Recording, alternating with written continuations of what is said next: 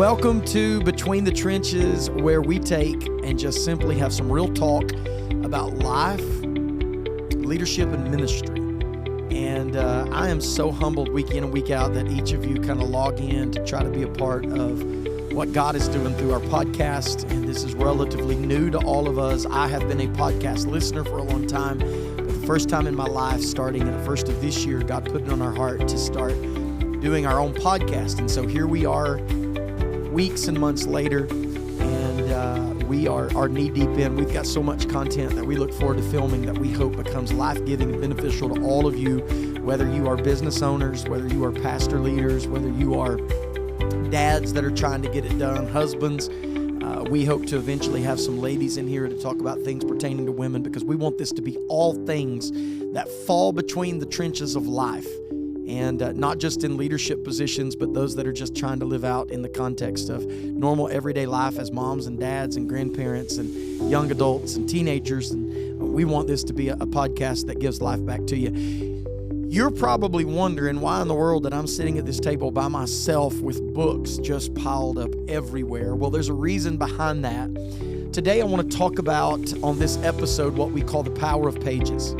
And we're going to talk about the overlooked habit that shapes leaders, thinkers, and lifelong learners. I was recently asked by our staff, or I was told, you should consider doing just a short podcast. So today will be a shorter episode. You should consider just getting behind the camera, getting on the air, and just recording on some of the books that have ministered to you. My staff knows that I'm a very avid reader. I'll tell a little bit more about my reading habits in just a moment and talk through that and what that looks like. But they said you should share. I mean, and the question was asked recently when we posted about our podcast, what are some things that you wanted to, what do you want to learn about? What do you want to hear about? And amongst, hey, how do we deal with teenagers? How do we manage young people in our homes that have cell phones? And what's a good, healthy balance? How to organize events? Right amongst all of that stuff was the question about reading. What's some of the best books that you've ever read? And I want to talk about it, because here's the interesting concept, that if you study the lives of great leaders, thinkers, pastors, innovators, and history makers, you're eventually going to notice one common thread about their life, and that is that they were readers. They not only read, but they read constantly. They read widely. They read intentionally. And yet here we are in our modern culture. We have more access and we have more information than any other generation in history. But the statistics are true. If you look them up, there's less people that read now than ever before. And here's why I believe why. We scroll, we skim, and we are in a digitally disrupted world. And at the end of the day, we probably need to detox from that. Because we have become so conditioned to scrolling and swiping and looking for quick hit information, and we no longer have to dig through the pages of a book to find information. We can just through a chat GPT service or through Google or through the modern day internet, we can find information at our fingertips, and we take these quick and these easy outs, and we rarely sit down and truly read. I try to read a little bit every day, and I want to talk a little bit about that, why reading still matters. And it's in my opinion, it's one of the most important habits that we can develop as a discipline in becoming a leader. And by the way, leadership is not always sitting at the top of a Fortune 500 company. Leadership is not always serving as the pastor of a church. Sometimes leadership is in the context of your own home. How do you become the father? You're a blue-collared, calloused hand worker. You go every day. You turn wrenches. You crawl in crawl spaces. You load boxes on a truck. You drive a truck. You're a stay-at-home mom. You're a career woman. You've got a great job. You earn an honest keep that helps your family. You're a leader. Months and months, probably 2 years ago now, actually, I started the writings of what I thought would be my first book, and I'll talk about that at the end.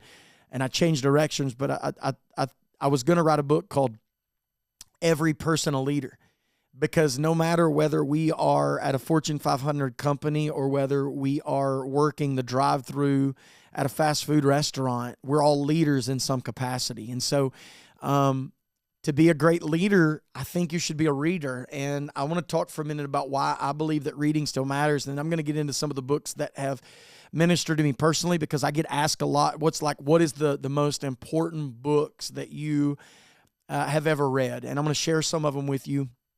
Obviously, I don't want to pass up the most important book I've ever read is the Bible. And that's not cliche, but this is the book of all books. It's stood the test of time. And every one of us, if we consider ourselves Christians, and this is a Christian podcast, and so I would assume the majority of people listening are Christians, you ought to pick the Bible up every day and try to read portions of it to grow your faith. And so this is the book above all books. It's the bestseller, 40 authors over, I believe, 1,500 years, written on multiple continents and in a variety of languages, and yet God has so strung it together in one common thread to tell us the story of how the earth came to be, why the earth is the way that it is, the solution to man's problems, and what's going to become of humanity and the earth in the future. It's all contained within the spine of this book, within the pages of this book. So don't ever exempt this book because you've got all these other books. But books... Here's why I think they matter, because it's one of the greatest ways that you can grow intellectually, you can grow spiritually, you can grow emotionally, and you can grow personally. They allow you to learn from somebody else's life experience in just a few hours. Imagine all of these books just on this table, and this is just a microcosm of books all over the world that have been written from the beginning and the dawn of time. From the moment the first book was penned up into the last book that literally just came off the press. What books are is that they're learning from other people's experience. And if you think about that, it's really wild. Decades that men spent learning something, or women, years of researching something, a lifetime of discovering things, and they're handed to us in just a few hundred pages. And so it allows us to expand our thinking. It allows us to sharpen our perspective. It allows us to grow in our wisdom and challenge our assumptions. And they're a powerful way. I've seen it written like this, and I love this. Books are mentors that we can carry in our backpack.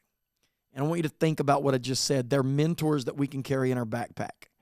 And obviously, not every book is fit to read. Not every book is worth reading, but there are just plethoras of books out there that are great.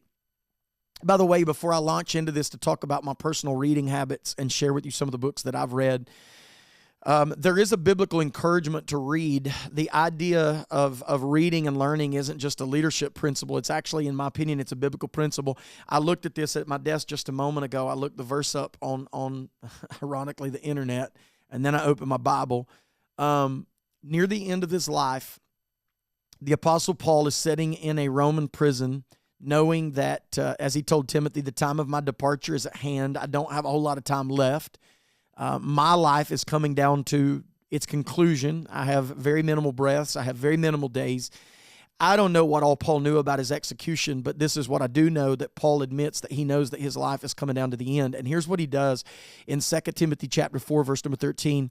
He tells them, he said, bring the cloak that I left at Carpus with Troas. And he said, by the way, when you come, I want you to bring the scrolls, and I want you to bring especially the parchments. Essentially what Paul was saying is that in prison, at the end of my ministry, I want my books. And this tells us something very, very powerful about the Apostle Paul's life, and that is growing people never stop learning. And even with just minimal days left, Paul wanted to have some content in front of him that would keep his mind sharp. And if one of the greatest Christian leaders in human history still wanted to read and study in the closing days of his life, then that ought to say something to us. And not just in historical history did Paul teach us that reading is a biblical principle, but I love the words of Harry Truman. He said, not all readers are leaders, but all leaders are readers. And books allow us to sit at the feet of some of the greatest thinkers and the greatest leaders and the greatest believers, even if they lived 100 years ago. And so the Bible shapes our soul. Good books sharpen our minds, and that's a great way to look at it. So this shapes our soul, and good books, and these that are behind me on this shelf, they have a way of sharpening our minds. So reading habits, I want to go through this really quick. typically, and I know you are going to find this kind of crazy, but I typically find myself reading 5 books at a time. Now, maybe a few more than that, but typically I have 5. I'm very strategic in the way that I go about this. If you're keeping notes, number 1, I'm typically always trying to read a theological book. And behind me, I have shelves and shelves of theological books. It may be a book on what the Bible teaches about soteriology, salvation, the comparisons between Calvinism, which I am not. I believe in a whosoever will salvation, that all men can come to repentance if they put their faith in Jesus Christ. But I love to stay up in my own mind theologically on what the Bible teaches about the doctrine of salvation or the doctrine of eschatology. What does the Scripture teach about end times? Maybe read a book on the doctrine of the Holy Spirit. So I'm trying to always read something theologically. It's probably the least amount of books that I read because typically I want to take all of my theology from the Bible, but I do think it's great to read commentaries and to get ideas from other people. I've got a great app on my computer called Blue Letter Bible that I can take one verse and through Blue Letter Bible, I've got access to hundreds, if not thousands, of commentaries that's been written by J. Vernon McGee, Matthew Henry, John Fawcett Brown. There's so many great commentaries that I've got instant access through that way. So I'm always trying to read something theologically. Number 2, I'm always trying to read something historically. Whether I'm reading I love reading Civil War history. I've got a book beside my bed right now that I'm just kind of picking through on Civil War. And I can't think of the title right off, but it has something to do with the Bible and the Civil War and how that the Bible was a very instrumental book on both those that fought in the Union and those that fought in the Confederacy.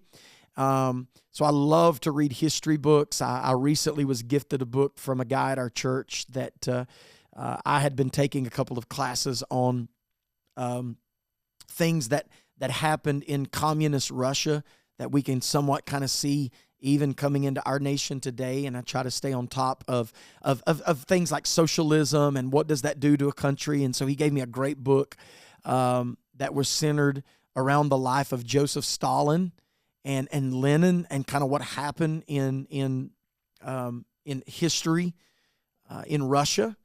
And it's just interesting to look at those comparisons and to see that. And so I try to stay up to date on that. I'm typically always trying to read a biography. This is a biography that I recently read that was on the life of Abraham Lincoln by Elton Trueblood, and it's simply Lessons in Spiritual Leadership. This was a phenomenal book. Bonhoeffer, great book that was written by Eric Metaxas on the life of the pastor, martyr, prophet, and spy by the name of Dietrich Bonhoeffer during the Nazi Germany days. It's a thick one. Took me a long time, and I just kind of cherry-picked it. But even outside of spiritual, I've got a book here in front of me that's simply called Hobo on the Way to Heaven. This is the biography of Art Linkletter, who's a friend of Walt Disney, and just some great principles about his life.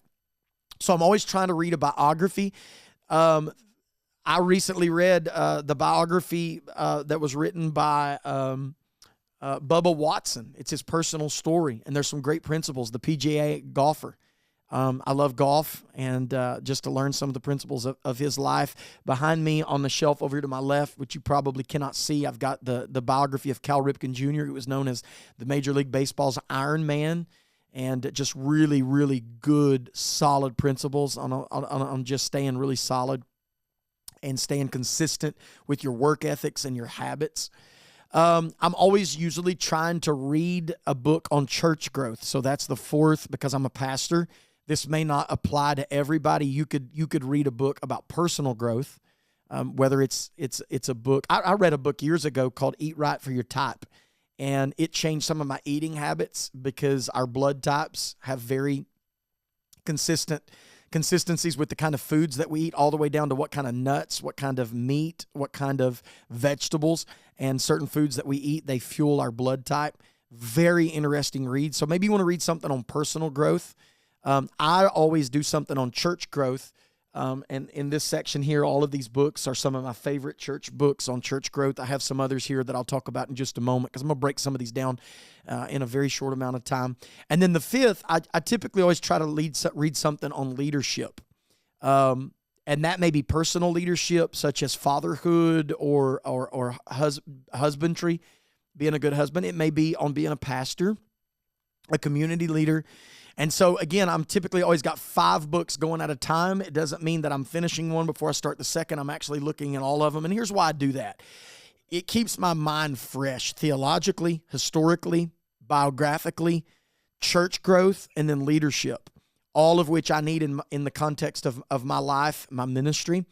And you will be surprised by doing this. It sounds like it would be organized chaos, but listen, I can be reading a biography and wind up with one of the greatest sermon illustrations to apply to a sermon on the subject of grace, and it's like God just provides that information for you.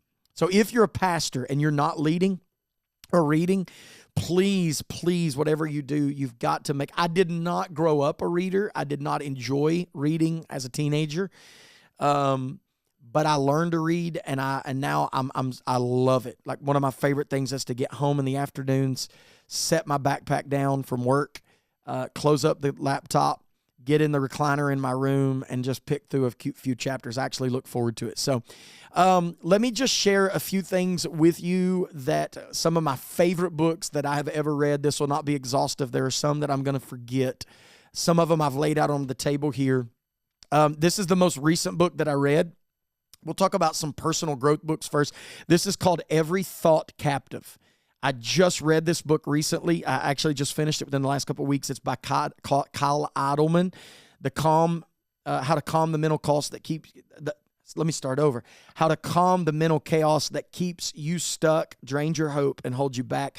This actually turned into a series for me that I preached at church that was very, very good. It was a great book.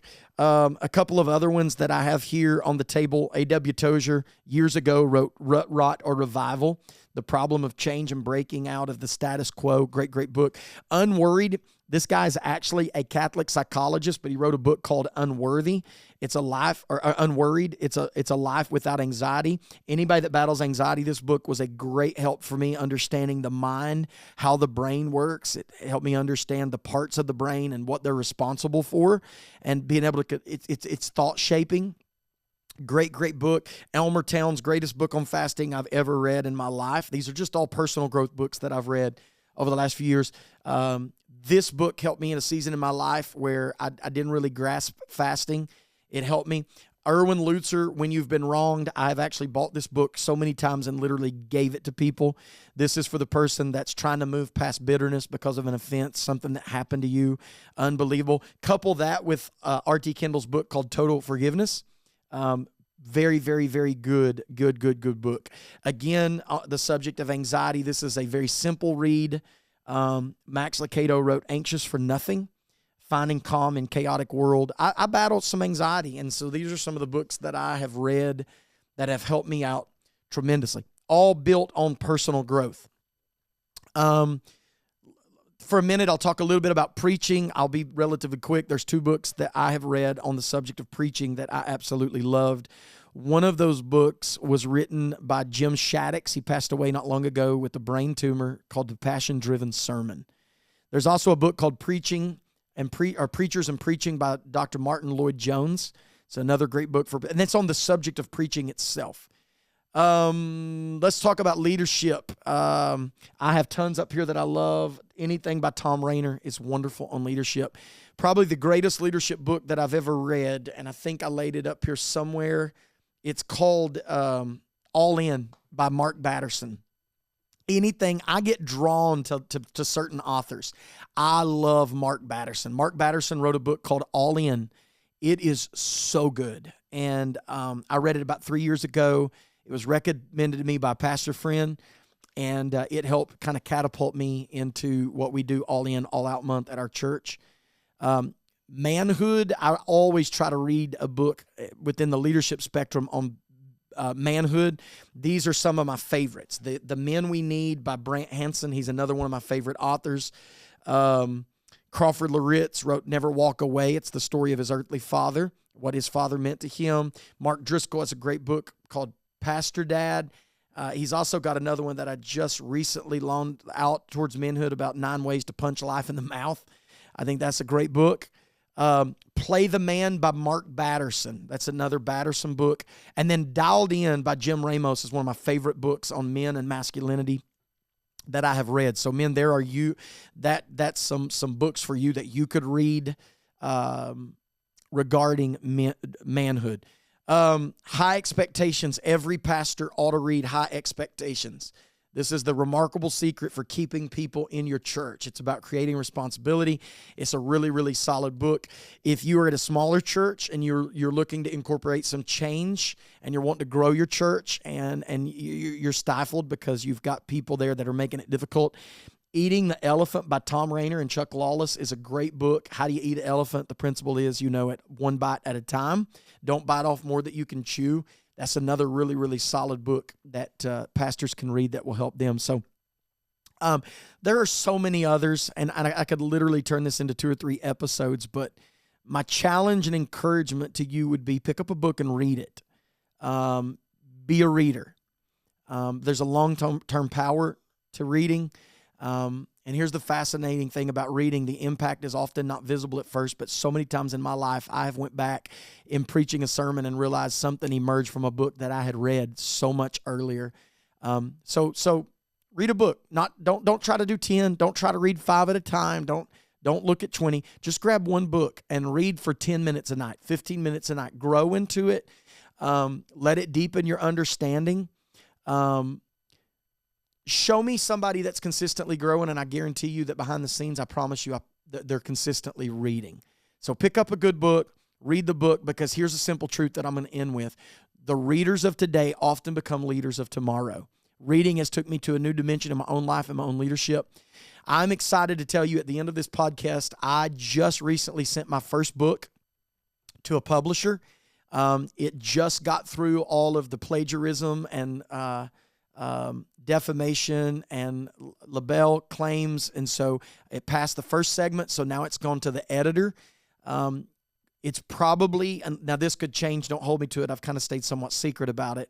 Took me about 10 months to write it, but as of right now, the title of it is called Man in the Making. I'm going to work with the editors. That could change depending on a variety of circumstances, but what I've written is basically 12 chapters. It's 16 chapters, but it's 12 chapters that are timeless principles that every man needs to accept in his own life and then pass it to his children, because that's how we make men of ourselves, and that's how we make men of the future generation. And so we're super excited. Lord willing, we're hoping that thing is going to release sometime this summer, hopefully around June. So stay tuned. We'll see what God has. I've got a new project that I'm already wanting to try to start. Take some time to do it, but at the encouragement of my staff, and I appreciate them enticing me to do this. It's a little different sitting behind the camera by yourself and just talking. They wanted me just to talk about my reading habits and a little bit about some of the books that's ministered to me that I've read. So, hey, listen, pick up a good book, start reading it. Shoot us an email, call our church offices. I'll be happy if you've got specific subjects that you're intrigued by. I can try to point you in a direction in some areas where I have ministered. There are a lot of books that I pick up, and I get 1 or 2 chapters in, and I just close it and never read it again because it doesn't grab me. It doesn't engage me. These are some that have grabbed me early on, and I was able to complete and get through it. So, hey, listen, be a reader. There are power in pages, and develop that habit. It'll be healthy for you. Thank you so much. Please keep tuning in. We want to keep talking about things that are between the trench issues, real life, real talk on life, leadership, and ministry. God bless you. I hope you have a very blessed day.